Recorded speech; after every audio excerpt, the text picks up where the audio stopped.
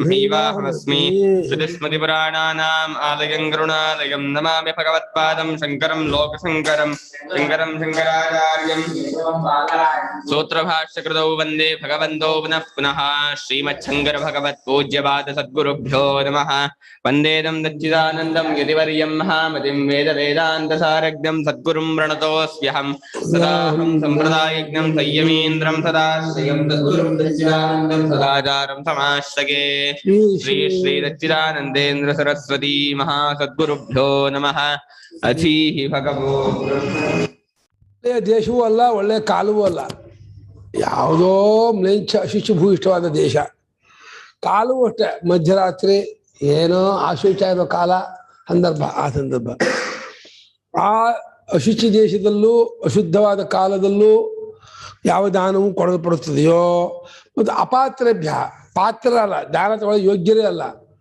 ಅದು ಮೂರ್ಖರು ವ್ಯಸನಿಗಳು ಅವರು ಹೇಳ್ತಾರಲ್ಲ ಜೂಜುಗೋರಾಗಿ ಮಾಡ್ತಾರಲ್ಲ ಅವ್ರಿಗೆಲ್ಲ ಕೊಡಬಾರ್ದು ಅಂತ ನಿಶ್ಚಯ ಮಾಡಿದ್ದಾರೆ ಸ್ಥೇನ ತಸ್ಕರ ಮೂರ್ಖಾದಿಭ್ಯ ನದಾತವ್ಯಂ ಅಂತ ಕಳ್ಳರಿಗೂ ಮೂರ್ಖರಿಗೂ ದರೋಡೆಗಾರರಿಗೂ ಇದೆಲ್ಲ ಕೊಡಬಾರ್ದಂತೆ ಅಂಥವರಿಗೆ ಕೊಟ್ಟರೆ ದೇಶಕಾಲವಿಲ್ಲವಾಗಿದ್ದು ಅಂಥವ್ರಿಗೆ ಕೊಟ್ಟದ್ದಾದರೆ ಕೊಡುವಾಗಲೂ ಅಸತ್ಕೃತ ಇದು ಭಿನ್ನ ಇದು ಅನ್ವಯ ಒಬ್ಬರಿಗೆ ಹೀಗೆ ಅಂತಲ್ಲ ಒಳ್ಳೆ ಪಾತ್ರ ಕೊಡುವಾಗಲೂ ತಿರಸ್ಕಾರ ಮಾಡಿಕೊಟ್ರೆ ಪಾತ್ರ ಚೆನ್ನಾಗಿದೆ ದೇಶವೂ ಚೆನ್ನಾಗಿದೆ ಕಾಲು ಚೆನ್ನಾಗಿದೆ ತಿರಸ್ಕಾರ ಮಾಡಿಕೊಡ್ತಾ ಇದ್ದಾನೆ ಅದ ತಾಮಸ ಅವಜ್ಞ ಅಸತ್ಕೃತ ಅಂದ್ರೆ ಇದು ಮಾಡೋದು ಅವಜ್ಞಾತ ಅಂದ್ರೆ ತಿರಸ್ಕಾರ ಮಾಡೋದು ಅಸತ್ಕೃತ ಅಂದ್ರೆ ಅಸಡ್ಡೆ ಮಾಡೋದು ತಿರಸ್ಕಾರ ಮಾಡೋದು ಈ ರೀತಿಯಾಗಿ ದಾನ ಮಾಡಿದ್ದಾದ್ರೆ ಆ ದಾನ ತಾಮಸ ದಾನ ಅನ್ಸ್ಕೊಳುತ್ತೆ ಯಾವುದನ್ನೇ ಯಾರಿಗೆ ಕೊಟ್ಟರು ಪ್ರೇಮದಿಂದ ಆದರದಿಂದ ಕೊಡಬೇಕು ಪ್ರೀತಿಪೂರ್ವಕವಾಗಿ ಆದರಪೂರ್ವಕವಾಗಿ ಒಳ್ಳೆ ಯೋಗ್ಯನಾದವನಿಗೆ ಕೊಟ್ಟರೆ ಅದು ಇದಾಗತ್ತೆ ಅಯೋಗ್ಯನಿಗೆ ಅದೇಶ ಕಾಲದಲ್ಲಿ ಅಪಾತ್ರರಿಗೆ ಅಸತ್ಕೃತವಾಗಿ ತಿರಸ್ಕಾರ ಮಾಡ್ಕೊಂಡು ಕೊಟ್ರೆ ತಾಮಸ ಭಿನ್ನ ಭಿನ್ನ ಅನ್ವಯ ಕೆಟ್ಟ ದೇಹ ಕೊಟ್ಟರು ತಾಮಸ ಕೆಟ್ಟ ಕಾಲದಲ್ಲಿ ಕೊಟ್ಟರು ತಾಮಸ ಅಪಾತ್ರ ಕೊಟ್ಟರು ತಾಮಸ ಪಾತ್ರ ಕೊಟ್ಟರು ತಿರಸ್ಕಾರ ಕೊಟ್ಟರೆ ಅಸತ್ಕೃತ ಕೊಟ್ಟರು ಅದು ತಾಮಸ ಅದೇಶ ಕಾಲೇ ಅದೇಶೇ ಅಪುಣ್ಯ ದೇಶೇ ಮ್ಲೇಚ್ಛ ಅಶುಚ್ಯಾದಿ ಸಂಕೀರ್ಣೆ ಅಕಾಲೇ ಪುಣ್ಯ ಹೇತುತ್ವೇನ ಅಪ್ರಖ್ಯಾತೆ ಸಂಕ್ರಾಂತ್ಯಾದಿ ವಿಶೇಷ ರಹಿತೆ ಯಾವ ಪರ್ವ ದಿವಸ ಅಲ್ಲ ಸಂಕ್ರಮಣವೂ ಇಲ್ಲ ಏನು ಹಣ್ಣು ಬಂದು ಅಕ್ಷರಾಂತ ಬಂದು ಹೌದು ಅದೇಶ ಕಾಲದಲ್ಲಿ ಅಂದ್ರೆ ಅದೇಶ ಅಪುಣ್ಯವಾದ ದೇಶ ಅಪುಣ್ಯ ಅಂದ್ರೇನೋ ಕೆಟ್ಟ ದೇಶ ಅದೇ ದಲಿತ ಭಾಷೆಗಾರರು ಮ್ಲೇಚ್ಛರು ಅಶುಚಿಗಳು ಅಶುಚಾದಿ ಸಂದರ್ಭಗಳು ಒಂದು ಯಾವ ಶಾಸ್ತ್ರದಲ್ಲಿ ಪ್ರಶಸ್ತ ಹೊಗಳದೇ ಇರುವ ಶಾಸ್ತ್ರದಲ್ಲಿ ಪ್ರತಿಪಾದನೆ ಮಾಡದೇ ಇರುವ ಜಾಗ ಅದನ್ನು ತುಂಬಿಕೊಂಡು ಹೋಗಿರೋ ಜಾಗ ಅಕಾಲ ಅಂದ್ರೆ ಪುಣ್ಯಕ್ಕೆ ಕಾರಣ ಅಂತ ಗೊತ್ತಾಗದೇ ಇರುವಂತಹ ಕಾಲ ಪುಣ್ಯ ಹೇತುತ್ವೇನ ಅಪ್ರಖ್ಯಾತ ಸುಮ್ಮನೆ ಸಾಮಾನ್ಯವಾಗಿ ಪ್ರತಿನಿತ್ಯ ದಾನ ಮಾಡುವಾಗ ಪುಣ್ಯ ಬರಬೇಕಾಗಿಲ್ಲ ಪುಣ್ಯ ದಾನ ಮಾಡು ವಿಶೇಷ ದಿವಸ ದಾನ ಮಾಡುವಾಗ ವಿಶೇಷ ದಿನದಿಂದ ನೋಡ್ಬೇಕಾಗತ್ತೆ ಸಾಮಾನ್ಯ ಪುಣ್ಯ ಹೇತುತ್ವೇನ ಅಪ್ರಖ್ಯಾತ ಅಂದ್ರೆ ಇವಾಗ ಸಂಕ್ರಮಣ ಗ್ರಹಣ ಈ ವ್ರತಾದಿಗಳು ಪುಣ್ಯಕ್ಕೆ ಕಾರಣ ಅಂತ ವಿಶೇಷ ಮಾಡಿದ್ದಾರೆ ಸಾಮಾನ್ಯ ಪುಣ್ಯ ಇದ್ದೇ ಜನ ಕೊಟ್ಟರು ಸಂಜೆ ಕೊಡೋದು ಮಧ್ಯರಾತ್ರಿ ಕೊಡ್ತೀನಿ ಅಂದ್ರೆ ಅಕಾಲ ಅದು ಅಮಾವಾಸ್ಯೆ ಕೊಡೋದು ವಿಶೇಷ ಅಮಾವಾಸ್ಯೆ ದಾನ ಮಾಡ್ಬೇಕು ಅಮಾವಾಸ್ಯೆ ದಾನ ಬಹಳ ವಿಶೇಷ ಪರ್ವಕಾಲ ಮಧ್ಯರಾತ್ರಿ ಕೊಡ್ತೀನಿ ಅಂತ ಮಧ್ಯರಾತ್ರಿ ಎಬ್ಬಿಸಿ ದಾನ ಮಾಡ್ತೀನಿ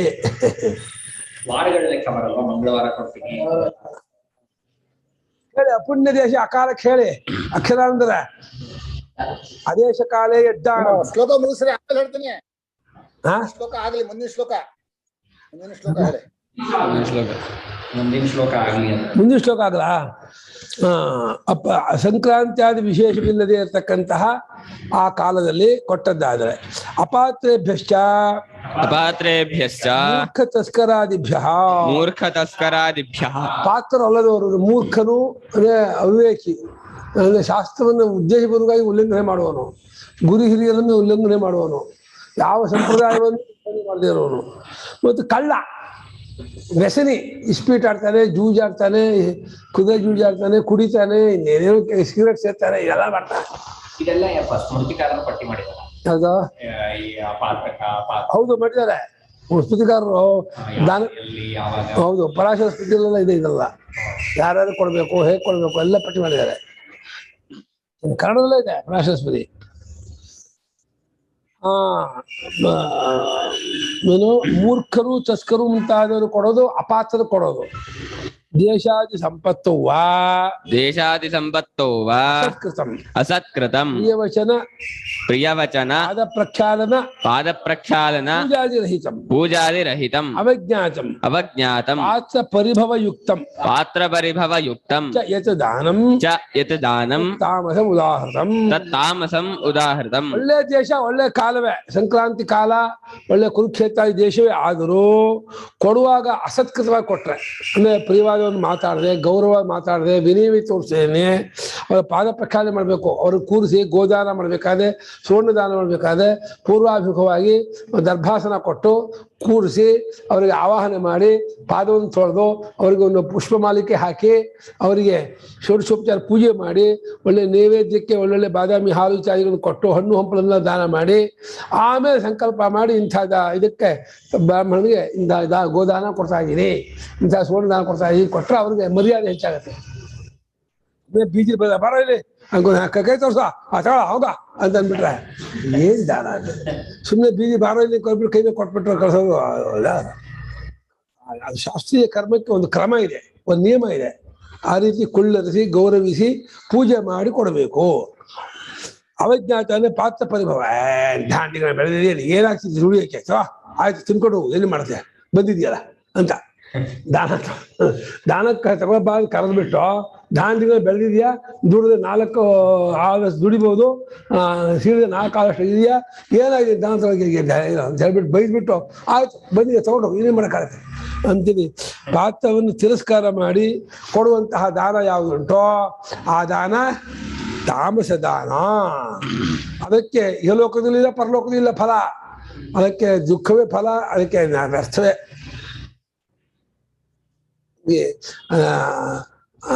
ಅದರಲ್ಲಿ ಅನ್ನದಾನ ಮೇಲೆ ಪ್ರಥಮೇ ವಹಿಸಿ ಪ್ರಥಮೇ ಸ್ಥಾನೇ ದಾನಂ, ಮಧ್ಯಮೇ ವಹಿಸಿ ಮಧ್ಯಮೇ ಅನ್ನಂ ಪಾತ್ರ ಪರಿಚಾರೇಣವ ದಾನಂ, ಅಂತಿಮೇ ವಹಿಸಿ ಅಪಚಾರೇಣವ ದಾನಂ ಅಂತ ಚೈತ್ಯ ಬಂದಿರಪ್ಪ. ಏತದ್ವಿ ಮುಖತೋನ್ನ ಗುರಾರ್ಧಂ, ಏತದ್ವಿ ಮಧ್ಯತೋನ್ನ ಗುರಾರ್ಧಂ, ಏತದ್ವಾ ಅಂತತ್ವ. ಅದೇ ಮುಖತಃ 2 ಅರ್ಥ ಮಾಡಿದ್ದಾರೆ. ಮುಖತಃನಿಗೆ ಆರಂಭ ವಯಸ್ಸು ಅರ್ಥ ಮಾಡಿದ್ದಾರೆ, ಮುಖ್ಯವಾದ ಆತಿಥ್ಯ ಅರ್ಥ ಮಾಡಿದ್ದಾರೆ. ಮಧ್ಯ ವಯಸ್ಸು ಮಧ್ಯಮವಾದ ಉಪಚಾರ, ಅಂತಿಮ ವಯಸ್ಸು ಅಂತಿಮವಾದ ಉಪಚಾರ. ಈ ರೀತಿ ದಾನ ಮಾಡೋದಕ್ಕೆ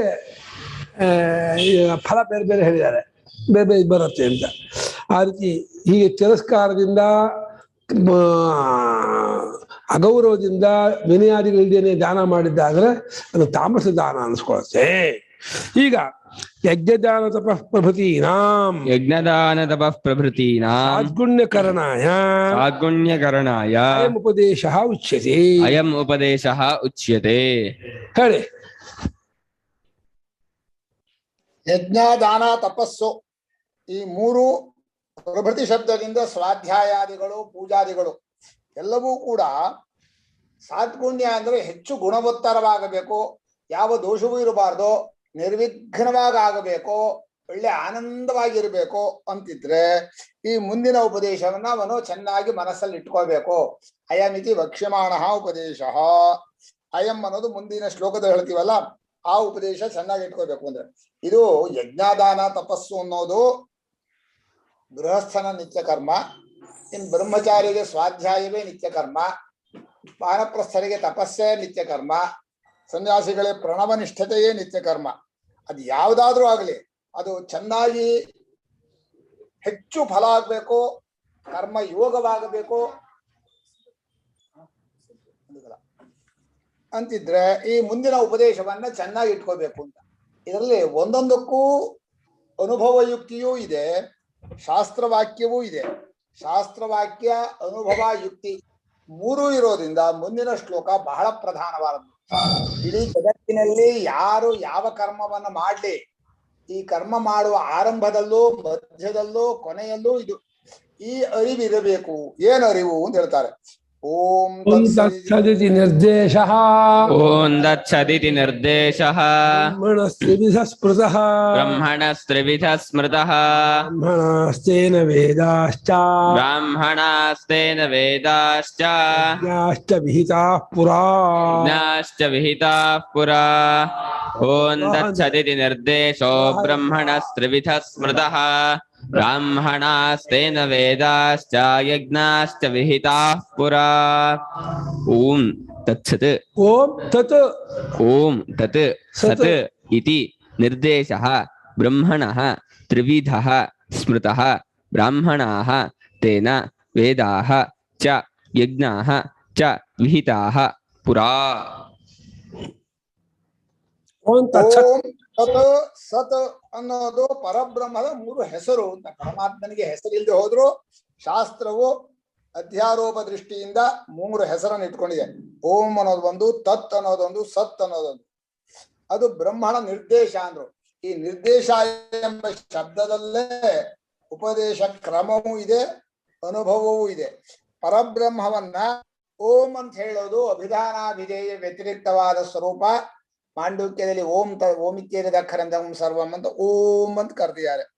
ಅದು ವಿವೇಕ ಮಾಡಿ ವಿಚಾರ ಮಾಡೋರಿಗೂ ಅವಸ್ಥಾತ್ರಯ ಪ್ರಕ್ರಿಯೆ ಆಗಲಿ ಕಾರ್ಯಕಾರಣ ಪ್ರಕ್ರಿಯೆ ಆಗಲಿ ವಿಚಾರ ಮಾಡುವಾಗ ಯಾವುದು ಕಾರ್ಯವೋ ಕಾರಣವೋ ಅಲ್ಲವೋ, ಯಾರು 3 ಅವಸ್ಥೆಗಳಲ್ಲೂ 3 ಅವಸ್ಥೆಗಳನ್ನು ಮೀರಿದೆಯೋ ಅಂತ ನಮ್ಮ ಆತ್ಮನನ್ನೇ ಓಂ ಅಂತ ಹೇಳಿ ಶ್ರುತಿ ಹೇಳಿದೆ, ಅನುಭವಕ್ಕೂ ಬರುತ್ತೆ. ಹೀಗೆ ಶ್ರುತಿ ನಿರ್ದಿಷ್ಟವೂ ಅನುಭವಾನುಸಾರಿಯೂ ಆಗಿರುವಂತಹದ್ದು ಓಂ ಓಂಕಾರ. ತತ್ ಅನ್ನೋದು, ತತ್ ಅಂದ್ರೆ ತತ್ ಸತ್ಯಂ ತತ್ವಮಸಿ ಅನ್ನುವಾಗ ತತ್ ಶಬ್ದದಿಂದ ಸತ್ತನ್ನೇ ಕರೆದಿರೋದು ಆ ಪರಮಾತ್ಮನನ್ನ. ತತ್ ಅನ್ನೋದನ್ನ ಶಂಕರಾಚಾರ್ಯರು ತತ್ವದರ್ಶಿ ಎಂಬಲ್ಲಿ ತದಿತಿ ಸರ್ವನಾಮ ಸರ್ವಂಚ ಬ್ರಹ್ಮ ತಸ್ಯ ನಾಮ ತದಿತಿ ತದ್ಭಾವ ತತ್ವಂ ತತ್ವಂ ದ್ರಷ್ಟುಂ ಶೀಲಂ ಯೇಷಾಂ ತೇ ತತ್ವದರ್ಶಿನಃ ಅಂತ ಬರೆದಿದ್ದಾರೆ. ಅಂದ್ರೆ ತತ್ ಅನ್ನೋದು ಪರಮಾತ್ಮನ ಹೆಸರು. ಹೇಗೆ ಅಂದ್ರೆ ಯಾವುದನ್ ಬೇಕಾದ್ರೂ ತತ್ ಅಂತ ಹೇಳಬಹುದು.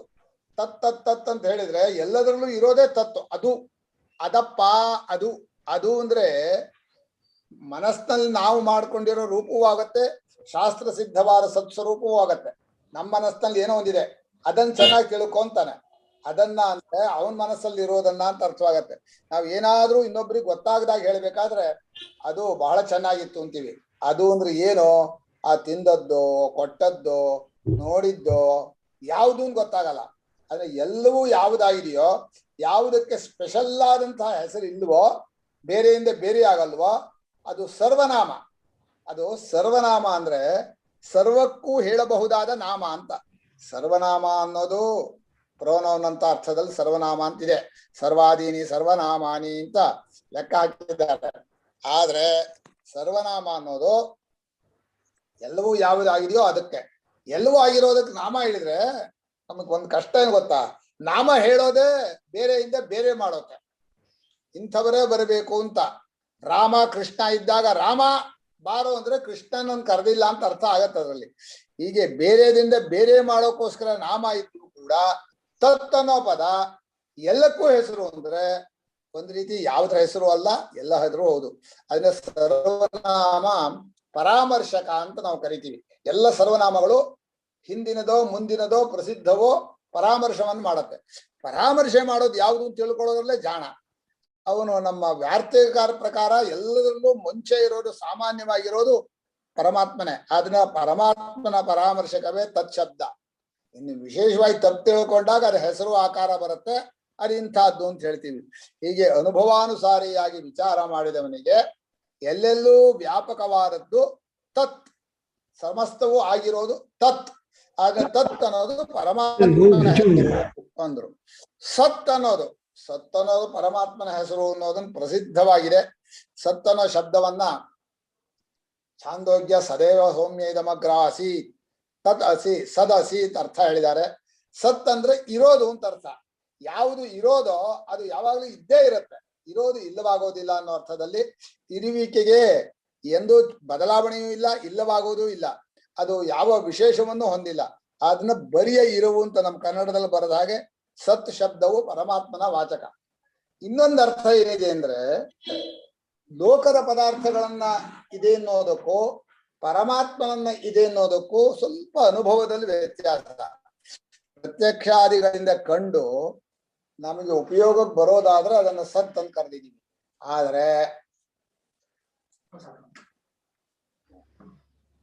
ಆದರೆ ನಾವು ಇಲ್ಲಿ ಕರೀತಾ ಇರೋ ಸತ್ ಅನ್ನೋದು ಲೋಕದ ದೇಹೇಂದ್ರಿಯಗಳ ಉಪಯೋಗಕ್ಕೆ ಬರುತ್ತೆ, ಆ ರೀತಿ ಇರೋದಲ್ಲ. ಸತ್ ಅಂದ್ರೆ ಎಲ್ಲೆಲ್ಲೂ ಎಲ್ಲದರಲ್ಲೂ ಅನ್ವಯವಾಗಿ ಸ್ವರೂಪವಾಗಿರೋದು. ಅದನ್ನ ಸತ್ಸ್ವರೂಪವನ್ನು ಹೇಳೋಕೋಸ್ಕರವೇ 6ನೇ ಅಧ್ಯಾಯ ತತ್ವಮಸಿನ ತ್ವಂ ತತ್ ಸದಸಿ ಅಂತ ಅರ್ಥ. ಆ ಸತ್ಸ್ವರೂಪವೇ ನೀನಾಗಿದೀಯ. ಹೀಗೆ ಇರುವಿಕೆ ಅನ್ನೋ ಅರ್ಥ ಈ ಜಗತ್ತಿನಲ್ಲಿ ಎಲ್ಲೆಲ್ಲೂ ವ್ಯಾಪಕ. ತತ್ ಅನ್ನೋದು ಎಲ್ಲೆಲ್ಲೂ ವ್ಯಾಪಕ. ಯಾವುದು ಬೇಕಾದ್ರೂ ತತ್ ಆಗಬಹುದು, ಯಾವುದು ಬೇಕಾದ್ರೂ ಸತ್ ಆಗಬಹುದು. ಹಾಗೆ ಓಂ ಅನ್ನೋದು ಕೂಡ ಎಲ್ಲವೂ ಓಂಕಾರವೇ ಅಂತ ಹೇಳಿದ್ರೆ ಎಲ್ಲವೂ ಓಂ.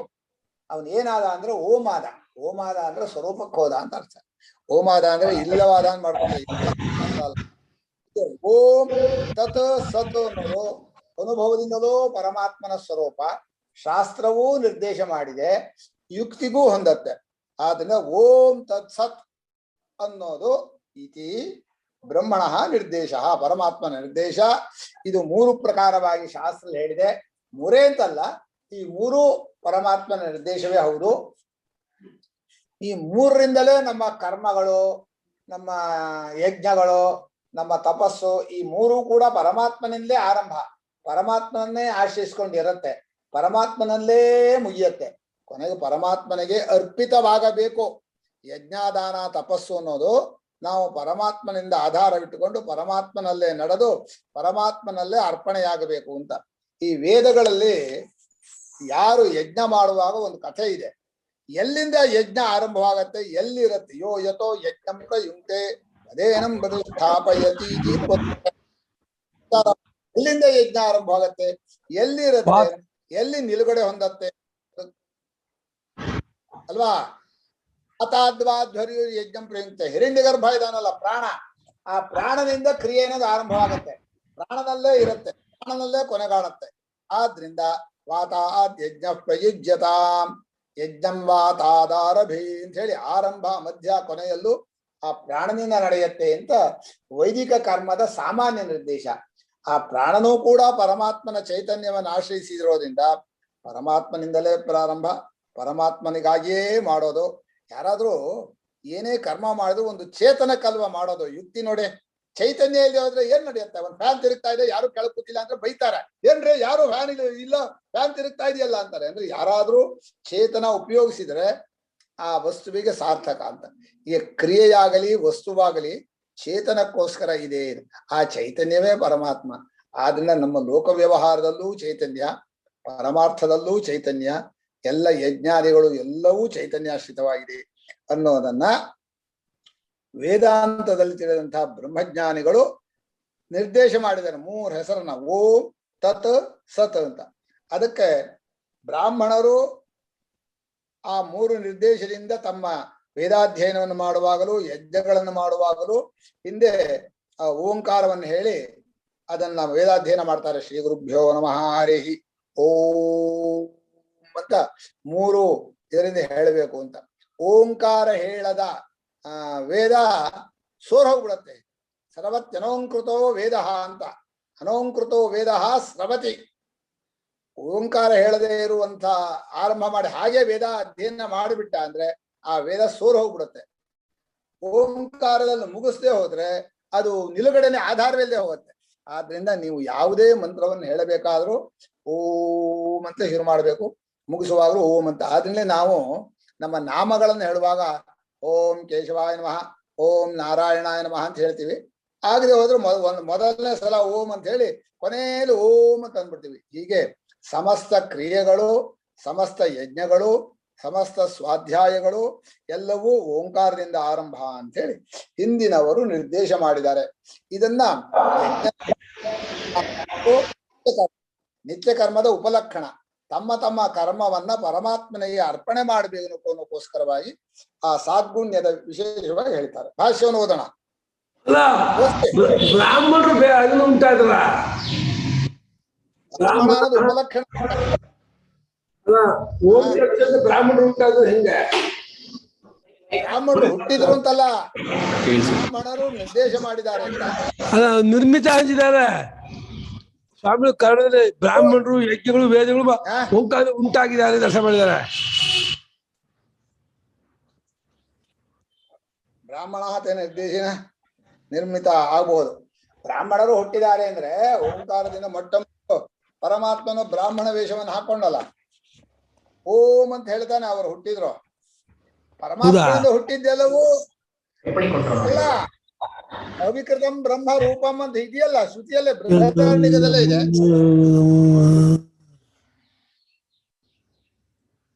ಓಂ ನಮ್ಮಂಥ ಪರಮಾತ್ಮನಿಂದಲೇ ಎಲ್ಲವೂ ಹುಟ್ಟಿದೆ ಅನ್ನೋದು ಪ್ರಸಿದ್ಧ. ಅದು तत्सदिति एवं निर्देशः निर्दिश्यते अनेन इति निर्देशः। ओम तत्सद इति एनं निर्देशः निर्दिश्यते अनेन इति निर्देशः। ಇತಿ ಅನ್ನೋದು ಮೂರು ಪ್ರಕಾರ ಇತ್ತಮ್ಮನ ಅರ್ಥದಲ್ಲಿ. ಓಂ ತತ್ ಸತ್ ಈ ರೀತಿಯಾಗಿ ನಿರ್ದೇಶ ಅಂದ್ರೆ ಅದೇ ಅನೇನ ಇತಿ ನಿರ್ದೇಶ ಭಾವಾರ್ಥ ಅಲ್ಲ, ನಿರ್ದೇಶ ಮಾಡುವ ಕ್ರಮಕ್ಕೆ ಹೆಸರು ಅಂತ ಹೇಳಿ ನಿರ್ದಿಶ್ಯತೆ ಅನೇನ ಇತಿ ನಿರ್ದೇಶ. ಈ ಮೂರು ನಿರ್ದೇಶಗಳು ನಿರ್ದೇಶ ಮಾಡುವ ಕ್ರಮಗಳು ಅಂತ ಅರ್ಥ. ಇದು ನಿರ್ದೇಶ ಮಾಡುವುದು ಅಂದ್ರೆ ಉಪದೇಶ ಮಾಡೋದು, ಉಪದೇಶವಲ್ಲ. ಉಪದೇಶ ಮಾಡಿದ ಸಾಧನ ಯಾವುದು? ಓಂ ತತ್ ಸತ್ ಎಂಬುದು ಉಪದೇಶ ಮಾಡುವುದಕ್ಕೆ ಸಾಧನವಾದ್ರಿಂದ ನಿರ್ದಿಶ್ಯತೆ ಅನೇನ ತ್ರಿವಿಧೇನ ಓಂ ತತ್ ಸದಿತ್ಯೇವಂ ಪ್ರಕಾರೇಣ ಶಬ್ದೇನ ಅದು ಕರಣಾರ್ಥ ಮಾಡಿದ್ದಾರೆ ನಿರ್ದೇಶವನ್ನ. ಏನ್ ನಿರ್ದೇಶ ಮಾಡ್ತೀರಿ? ಮೂರರಿಂದ ಯಾವ್ದು ನಿರ್ದೇಶ ಮಾಡ್ತೀರಿ?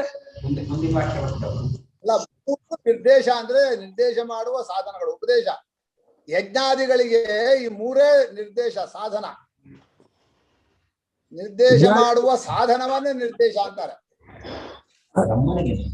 ಬ್ರಹ್ಮ ನಿರ್ದೇಶ ಮಾಡ್ತಿಲ್ಲ ಅವರು. ಅಲ್ಲ, ತ್ರಿವಿಧಂ ನಾಮ ನಿರ್ದೇಶ ಬ್ರಹ್ಮಣದ ನಾಮ ನಿರ್ದೇಶದಲ್ಲಿ ಪೃತಃ ಚಿಂತಿತಃ ವೇದಾಂತೇಷು ಬ್ರಹ್ಮವಿದ್ಭಿಃ. ತ್ರಿವಿಧಃ ನಾಮ ನಿರ್ದೇಶಃ ಬ್ರಹ್ಮಣಃ ವೇದಾಂತೇಷು ಬ್ರಹ್ಮದ ನಾಮ ನಿರ್ದೇಶ ಅಂತ ಹೇಳ್ಬಿಟ್ಟೆ. ಬ್ರಹ್ಮದ ನಾಮ ನಿರ್ದೇಶವು ಮೂರು ಪ್ರಕಾರವಾಗಿದೆ ಅಂತ ಹೇಳಲಾಗಿದೆ. ಬ್ರಹ್ಮ ನಿರ್ದೇಶ ಮಾಡ್ತಾರೆ ಅಂತ ಇಲ್ಲ.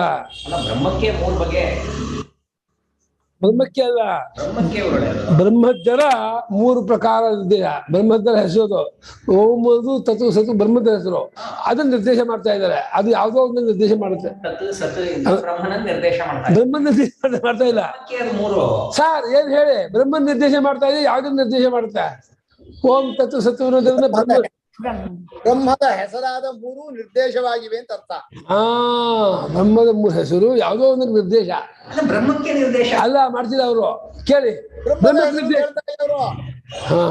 ಹೆಸರಾಗಿರೋ ಮೂರನ್ನ ಈಗ ಪರಮಾತ್ಮನ ಹೆಸರನ್ನ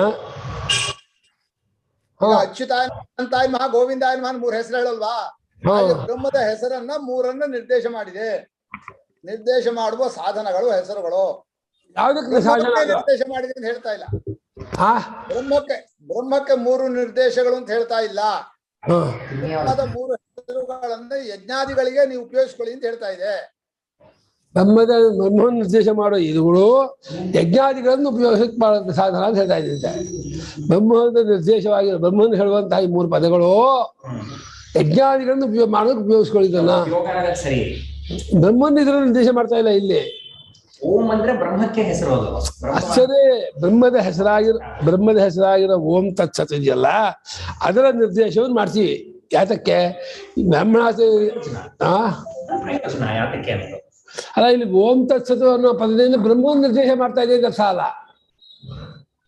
ಹೋದ್ರೆ ಮುಂದಕ್ಕ ಅಲ್ಲ, ಇದು ಚರ್ಚೆ ಅನುಪಮ ಏನೋ ಕೇಳ್ತಾ ಇದ್ದಾರೆ.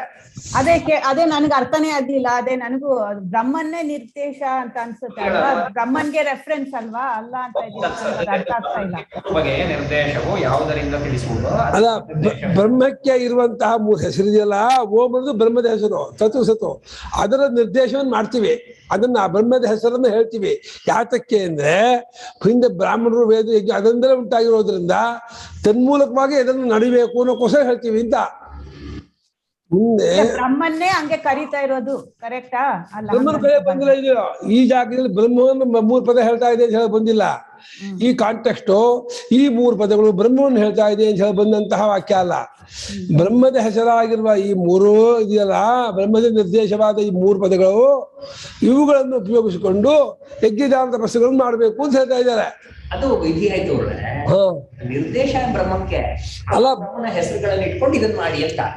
ಅಲ್ಲ, ಬ್ರಹ್ಮಕ್ಕೆ ಬ್ರಹ್ಮದ ನಿರ್ದೇಶ ಇದು ಅಲ್ಲಪ್ಪ. ಬ್ರಹ್ಮದ ನಿರ್ದೇಶ, ಬ್ರಹ್ಮಕ್ಕೆ 3 ಬಗೆಯ ನಿರ್ದೇಶವು ಅಂದ್ರೆ ಬ್ರಹ್ಮವನ್ನು 3 ಬಗೆಯಾಗಿ ಹೇಳ್ತಾರೆ ಅಂತ. ಬ್ರಹ್ಮನ್ 3 ಬಗೆ ಹೇಳ್ತಾರಲ್ಲ, ಅದನ್ನ ಈ ಬ್ರಹ್ಮನ್ 3 ಬಗೆ ಹೇಳ್ಬೇಕು ಅಂತ ವಿಧಿ ಅಲ್ಲ. ಹಾ,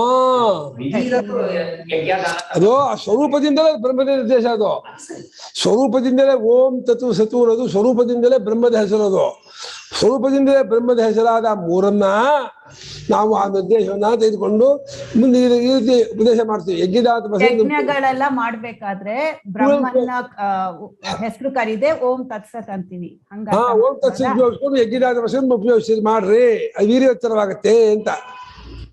ಆಯ್ತು. ಮತ್ತೆ ಆದ್ರೆ ಈ ಬ್ರಹ್ಮನು ಮತ್ತೆ ವೇದಾಸು ಮತ್ತೆ ತ್ಯಾಗ ಇದ್ರಿಂದ ಹುಟ್ಟಿದ್ದು ಅಂದ್ರೆ ಅದ್ರ ಅರ್ಥ ಹೆಂಗ್ ಮಾಡ್ಕೋಬೇಕು? ಅಲ್ಲ, ಏನ್ ವಿಶೇಷ ಅಂದ್ರೆ ಪವಿತ್ರವಾಗಿರುವ ಬ್ರಾಹ್ಮಣರು, ವೇದಗಳು, ಯಜ್ಞಗಳು ಹಿಂದೆ ಈ ಓಂ ತತ್ಸತ್ ಅನ್ನೋದನ್ನ ಉಂಟಾಗಿರೋದು.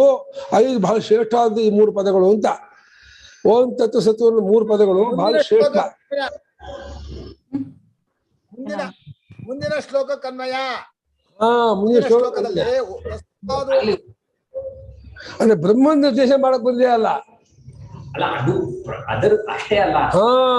ಬ್ರಹ್ಮದ ನಿರ್ದೇಶವಾದ ಓಂಕಾರಗಳು ಅಂತ.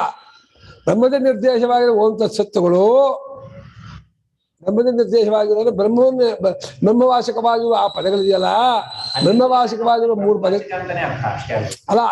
ಈ 3 ಬ್ರಹ್ಮನ 3 ಪದದಿಂದ ಹೇಳ್ತಾ ಇದೆ ಅಂತ ಅರ್ಥ ಅಲ್ಲ. ವಾಕ್ಯ ಈ 3 ಪದಗಳು ಬ್ರಹ್ಮವನ್ನು ಹೇಳ್ತಾ ಇದೆ, ಅದಕ್ಕೋಸ್ಕರ ಬಂದಿದೆ ಅಂತ ಹೇಳ್ತಾ ಇಲ್ಲ. ಬ್ರಹ್ಮವಾಚಕವಾಗಿರುವ ಈ 3 ಪದಗಳನ್ನ ಉಪಯೋಗಿಸಿಕೊಂಡು ಯಜ್ಞದಾನ ತಪಸ್ಸು ಮಾಡ್ಬೇಕು ಮುಂದಕ್ಕೆ ಹೇಳ್ತಾ ಇದೆ. ಸಚ್ಚಿದಾನಂದ ಹಂಗೆ ಅನ್ಕೋಬಹುದಾ? ಇಲ್ವಾ? ಸಚ್ಚಿದಾನಂದ ಅನ್ನೋದು ಬ್ರಹ್ಮಕ್ಕೆ ಹೆಸರು. ಬ್ರಹ್ಮಕ್ಕೆ ಹೆಸರು, ಬ್ರಹ್ಮಕ್ಕೆ ಸತ್ತು ಚಿತ್ತು ಆನಂದ ಅಂತ. ಓಹ ಹೋಯ್ತು, ಅಲ್ಲಾಡ್ಸ್ತಾರೆ, ಸುಮ್ಮನಿರಕ್ಕಾಗಲ್ಲ. ಹೋಗುತ್ತೆ ಅದು ಮಾಡಿದ್ರೆ. ಇದಕ್ಕೂ ಮತ್ತೆ ಓಂ ತತ್ಸತ್ಗೂ ಸಚ್ಚಿದಾನಂದಕ್ಕೂ ವ್ಯತ್ಯಾಸ ಇದೆ ಹಂಗಿದ್ರೆ? ಆ ಸಚ್ಚಿದಾನಂದ ಅನ್ನೋದು ಸ್ವರೂಪ ನಿರ್ದೇಶ. ಇಲ್ಲಿ ಸ್ವರೂಪ ನಿರ್ದೇಶವನ್ನ, ಬ್ರಹ್ಮವನ್ನ ಓಂ ತತ್ಸತ್ ಅಂತ ಹೇಳಿ ಈ ರೀತಿಯಾಗಿ ಬ್ರಹ್ಮದ ಹೆಸರು ಒಂದು ಶಾಸ್ತ್ರ ಪ್ರಸಿದ್ಧವಾಗಿದೆಯಲ್ಲ, ಇವುಗಳನ್ನ ಯಜ್ಞದಾನ ತಪಸ್ಸುಗಳು ಬಳಸಬೇಕು ಅಂತ ಹೇಳ್ತಾ ಇದ್ದಾರೆ. ಬಳಸಬೇಕು ಸರಿ, ಬೇರೆ ವಿಚಾರ. ಓಂ ತತ್ಸತ್ತನ್ನ ಬ್ರಹ್ಮನ ಬಂದಿದೆ ಅಂತ ಅರ್ಥ ಅಲ್ಲ. ಪದಗಳು ಬ್ರಹ್ಮನ ನಿರ್ದೇಶ ಮಾಡಕ್ಕೆ ಬಂದಿರೋದು ಅಲ್ಲ. ಇಟ್ಕೊಂಡು ನೀವು ಯಜ್ಞದಾನ ತಪಸ್ಸುಗಳಲ್ಲಿ ಅಲ್ಲ, ಬ್ರಹ್ಮನ ನಿರ್ದೇಶ ಮಾಡಕ್ ಇಲ್ಲಿ ಬಂದಿಲ್ಲ. ಈ ಜಾಗದಲ್ಲಿ ಬ್ರಹ್ಮನ ನಿರ್ದೇಶ ಮಾಡಕ್ಕೆ ಓಂ ತತ್ಸತ್ ಅಂತ ಹೇಳ್ತಾ ಇಲ್ಲ. ವಿಧಿ ಒಂದೇ.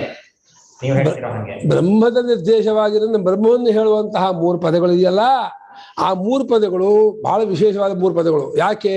ಬ್ರಾಹ್ಮಣರು, ವೇದಗಳು, ಯಜ್ಞಗಳು ಆ 3 ಪದಲ್ಲೇ ಉಂಟಾದವು.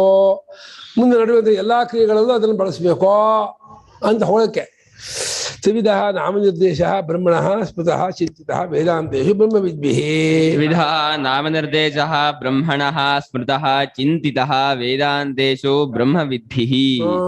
3 ಪ್ರಕಾರವಾಗಿ ಬ್ರಹ್ಮದ ಹೆಸರಿದೆಯಲ್ಲ, ಅದರ ನಿರ್ದೇಶವು 3 ಪ್ರಕಾರವಾಗಿದೆ ಎಂಬುದಾಗಿ ವೇದಾಂತವನ್ನು ಬಲ್ಲವರು, ವೇದಾಂತಗಳಲ್ಲಿ ಬ್ರಹ್ಮಜ್ಞಾನಿಗಳಲ್ಲಿ ಇದು ಪ್ರಸಿದ್ಧವಾಗಿದೆ. ಬ್ರಹ್ಮಜ್ಞಾನಿಗಳು ಬ್ರಹ್ಮದ ಹೆಸರಾಗಿರತಕ್ಕಂತಹ ಓಂ ತತ್ಸತು, ಓಂ ತತ್ತು ಸತು ಎಂಬುದನ್ನು ನಿರ್ದೇಶ ಮಾಡ್ತಾರೆ ಅಂತ.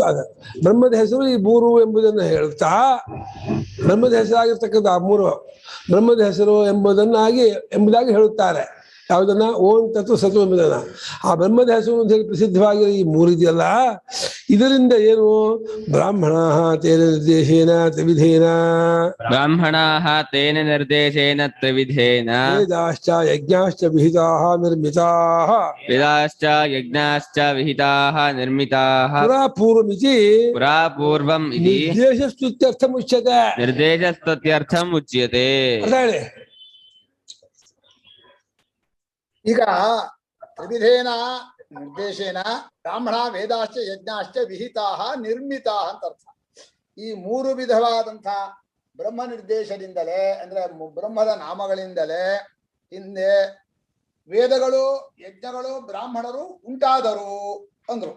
ಅಂದ್ರೆ ಏನು ಬ್ರಾಹ್ಮಣರು ಹುಟ್ಟಿದ್ದಾರೆ ಇದಕ್ಕೋಸ್ಕರ, ವೇದಕ್ಕೋಸ್ಕರ, ತಪಸ್ಸಿಗೋಸ್ಕರ, ಯಜ್ಞಕ್ಕೋಸ್ಕರ, ಜ್ಞಾನಕ್ಕೋಸ್ಕರ ಅವರು ಅವರು ಈ ಮೂರು ವಿಧವಾದ ನಿರ್ದೇಶ ರೂಪವಾದ ಪರಬ್ರಹ್ಮನಿಂದ ಹುಟ್ಟಿರೋದ್ರಿಂದ ಓಂಕಾರವೇ ವೇದಗಳ ಸಾರ ಅಂತ ಸ್ಪಷ್ಟವಾಗಿದೆ. ಪರಮಾತ್ಮನಿಂದಲೇ ಬ್ರಾಹ್ಮಣರು ಹುಟ್ಟಿದ್ರು ಅಂತೂ ಇದೆ, ಪರಮಾತ್ಮನೇ ಯಜ್ಞಾದಿ ರೂಪನಾಗಿ ಇದ್ದಾನೆ ಅಂತೂ ಇದೆ. ಆದ್ರಿಂದ ಬ್ರಾಹ್ಮಣರು ವೇದಗಳು ಯಜ್ಞಗಳು ಪರಮಾತ್ಮನಿಂದ ಹುಟ್ಟಿದರು ಅಂದ್ರೆ ಇವು ಹುಟ್ಟೋಕ್ ಮುಂಚೆ ಪರಮಾತ್ಮನ ಸ್ವರೂಪರೇ ಆಗಿದ್ರು, ಈಗಲೂ ಪರಮಾತ್ಮನಿಗಾಗಿ ಹುಟ್ಟಿದ್ದಾರೆ. ಪರಮಾತ್ಮನ ಸ್ವರೂಪವನ್ನ ತಿಳಿಸೋಕೋಸ್ಕರವೇ ವೇದಗಳು ಬಂದಿವೆ, ಯಜ್ಞಗಳು ಬಂದಿವೆ, ಬ್ರಾಹ್ಮಣರು ಹುಟ್ಟಿದ್ದಾರೆ. ಅಂದ್ರೆ ಬ್ರಾಹ್ಮಣರ ಕೆಲಸ ಏನಪ್ಪಾ ಅಂದ್ರೆ ಪರಮಾತ್ಮನ ಸ್ವರೂಪವನ್ನು ತಿಳಿಸೋದು. ವೇದಗಳು ಯಾತಕ್ಕೆ ಹುಟ್ಟಿವೆ ಅಂದ್ರೆ ಪರಮಾತ್ಮನ ಹೇಗ ಅರ್ಥ ಮಾಡ್ಕೊಳ್ಳೋದು. ಯಜ್ಞ ಮಾಡೋದು ಪರಮಾತ್ಮನ ನಾವು ತಿಳ್ಕೊಳ್ಳೋ ಯೋಗ್ಯತೆ ಪಡ್ಕೊಳ್ಳೋಕೆ ಅಂತ. ಮನುಷ್ಯ ತನ್ನ ಯೋಗ್ಯತೆಯನ್ನ ಯಜ್ಞಾದಿಗಳಿಂದ ಪಡ್ಕೊಳ್ಬೇಕು, ವೇದಗಳ ಮುಖಾಂತರ ತಿಳ್ಕೋಬೇಕು, ತಿಳಿಸೋ ಬ್ರಾಹ್ಮಣರು ಅಂತ ಮೂರು ಆಯ್ತು. ಆಚಾರ್ಯರಾದ ಬ್ರಾಹ್ಮಣರು ವೇದಗಳೆಂಬ ಸಾಧನಗಳಿಂದ ಯಜ್ಞಾದ್ಯನುಷ್ಠಾನಗಳಿಂದ ಸಂಸ್ಕಾರವಾದಂತಹ ಶಿಷ್ಯರಿಗೆ ಪರಮಾತ್ಮನನ್ನು ತಿಳಿಸ್ತಾರೆ. ಆದ್ರಿಂದ ಈ ಮೂರೂ ಜನರು ಪರಮಾತ್ಮನಿಂದ ನೇರ ಹುಟ್ಟಿದ್ರು ಅಂತ ಶಾಸ್ತ್ರ ಹೇಳ್ತಾ ಇದೆ. ಅಂದ್ರೆ ಬ್ರಾಹ್ಮಣರಾಗಲಿ ವೇದಗಳಾಗಲಿ ಯಜ್ಞಗಳಾಗಲಿ ಪರಮಾತ್ಮನಿಂದ ಹುಟ್ಟಿದ್ರು ಅಂದ್ರೆ ಅದಕ್ಕೋಸ್ಕರ ಬದುಕಿರೋರು ಅಂತ. ಎಲ್ಲವೂ ಪರಮಾತ್ಮನಿಂದ ಹುಟ್ಟಿದ್ದ ಈ ಮೂರೇ ಜನ ಅಂತಲ್ಲ. ಇಲ್ಲಿ ವಿಶೇಷವಾಗಿ ಯಾವ ಮೂರು ಜನ ಹೇಳಿದ್ರು ಅಂದ್ರೆ ಅವರ ಬದುಕು ಅದಕ್ಕೆ ಇದೆ ಅಂತ.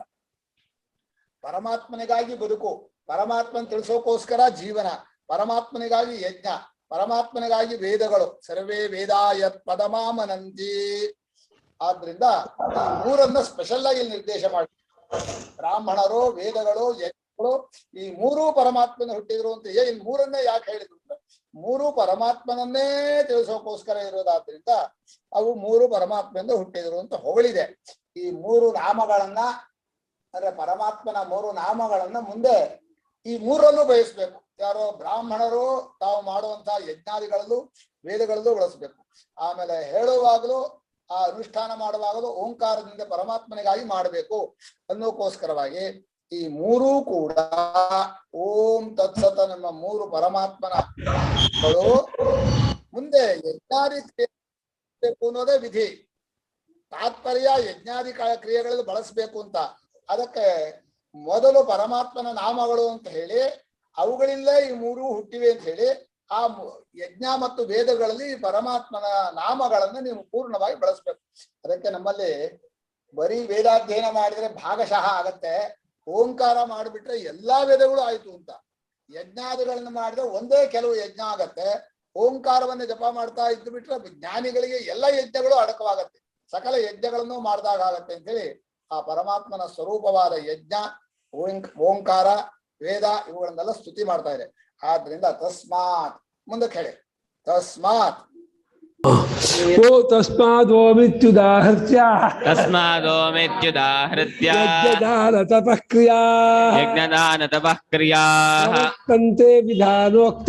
ಪ್ರವರ್ತಂತೆ ವಿಧಾನೋಕ್ತಾಃ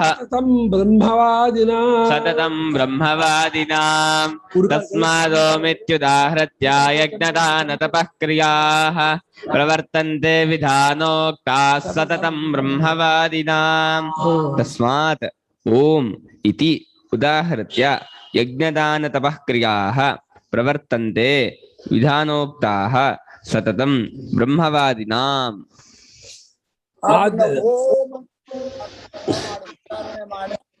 ಯಜ್ಞದಾನ ತಪಸ್ಸು ಅನ್ನುವಂತಹ ಕ್ರಿಯೆಗಳನ್ನು ನಡೆಯುತ್ತೆ. ಅಲ್ಲಿ ಯಜ್ಞದಾನ ತಪಸ್ಸು ಅನ್ನೋ ಜೊತೆಯಲ್ಲಿ ವೇದಾಧ್ಯಯನವು ಒಂದು ಯಜ್ಞವಾದ್ರಿಂದ ವೇದಾಧ್ಯಯನ ಮಾಡುವಾಗ ಓಂಕಾರ, ಮಾಡುವಾಗ ಓಂಕಾರ ಹೀಗೆ ಅದು ಶಾಸ್ತ್ರದಲ್ಲಿ ವಿಧಿಸಿದಂತಹ ಯಜ್ಞದಾನ ತಪಃಕರ್ಮಗಳು, ಯಜ್ಞದಾನ ತಪಸ್ಸುಗಳು, ಸ್ವಾಧ್ಯಾಯವು ಎಲ್ಲವೂ ಕೂಡ ನಡೆಯುತ್ತೆ. ಇದು ಬ್ರಹ್ಮವಾದಿಗಳ ನಿರ್ಣಯ.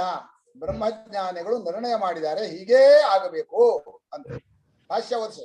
ತಸ್ಮಾತ್ ತಸ್ಮಾತ್ ಓಂ ಇತಿ ಉದಾಹೃತ್ಯ ಉಚ್ಚಾರ್ಯ ಓಂ ಇತಿ ಉದಾಹೃತ್ಯ ಉಚ್ಚಾರ್ಯ ಯಜ್ಞದಾನತಪಃ ಕ್ರಿಯಾಃ ಯಜ್ಞದಾನತಪಃ ಕ್ರಿಯಾಃ ಯಜ್ಞಾದಿ ಸ್ವರೂಪಾಃ ಕ್ರಿಯಾಃ ಪ್ರವರ್ತಂತೆ ಯಜ್ಞಾದಿ ಸ್ವರೂಪಾಃ ಕ್ರಿಯಾಃ ಪ್ರವರ್ತಂತೆ ವಿಧಾನೋಕ್ತಾಃ ಶಾಸ್ತ್ರಚೋದಿತಾಃ ವಿಧಾನೋಕ್ತಾಃ ಶಾಸ್ತ್ರಚೋದಿತಾಃ ಸತತಂ ಸರ್ವದಾ ಸತತಂ ಸರ್ವದಾ ಬ್ರಹ್ಮವಾದಿನಾಂ ಬ್ರಹ್ಮವದನಶೀಲಾನಾಂ ಬ್ರಹ್ಮವದಾದಿನಾಂ ಬ್ರಹ್ಮವದನಶೀಲಾನಾಂ. ಈ ಓಂ ಅನ್ನೋ ಉಚ್ಚಾರಣೆ ಮಾಡುವಾಗಲೇ ಸಕಲ ವೇದಗಳು, ಸಕಲ ಯಜ್ಞಗಳು, ಸಕಲ ತಪಸ್ಸುಗಳು ಆರಂಭವಾಗ್ತಾ ಇದೆ ಅನ್ನೋದು ಒಂದು ರೀತಿ ಓಂ ಅನ್ನೋದ್ರಲ್ಲಿ ಸೇರಿದೆ. ಅದನ್ನ ಛಾಂದೋಗ್ಯೋಪನಿಷತ್ತಲ್ಲಿ ಓಂಕಾರವನ್ನ ಬಹಳ ರೂಪದಿಂದ ವಿವರಣೆ ಕೊಟ್ಟು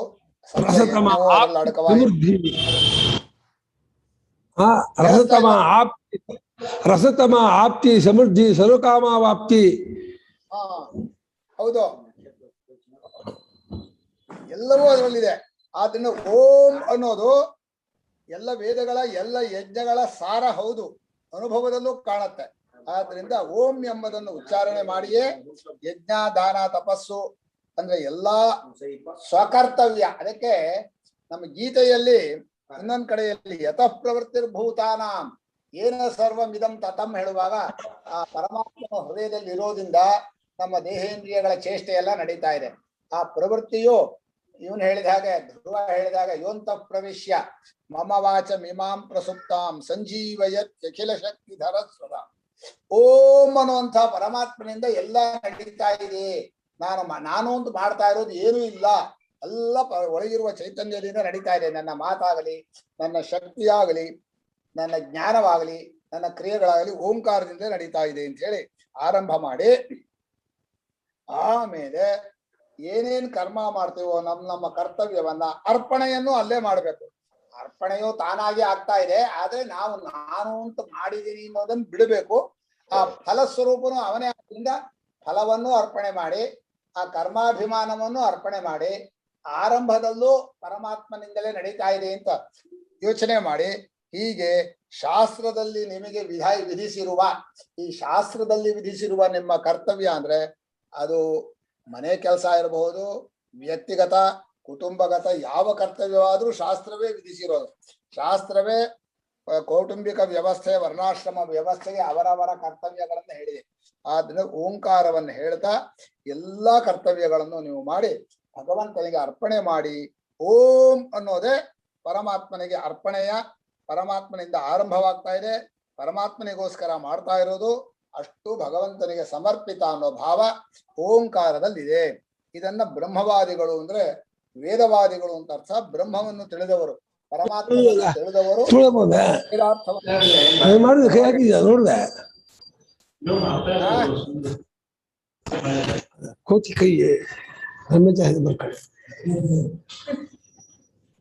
ಹೀಗೆ ಶಾಸ್ತ್ರ ವಿಧಾನೋಕ್ತ ಅನ್ನೋದನ್ನು ಭಾಷ್ಯಕಾರ ತೋರಿಸಿದ್ದಾರೆ. ಶಾಸ್ತ್ರ ಚೋದಿತ ಅಂತ ಸತತಂ ಅಂದ್ರು.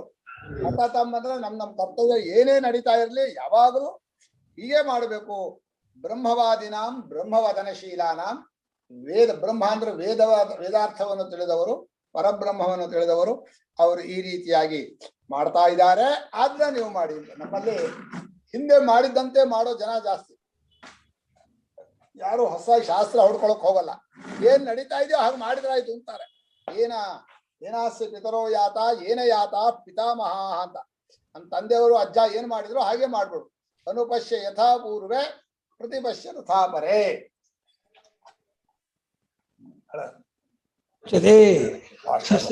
ಜಾಯತೆ ಪುನಃ ತದಿತ್ಯನಭಿಸಂಧಾಯ ಫಲಂ ಯಜ್ಞ ತಪಃ ಕ್ರಿಯಾಃ ದಾನಕ್ರಿಯಾಶ್ಚ ವಿವಿಧಾಃ ಕ್ರಿಯಂತೆ ಮೋಕ್ಷಕಾಂಕ್ಷಿಭಿಃ.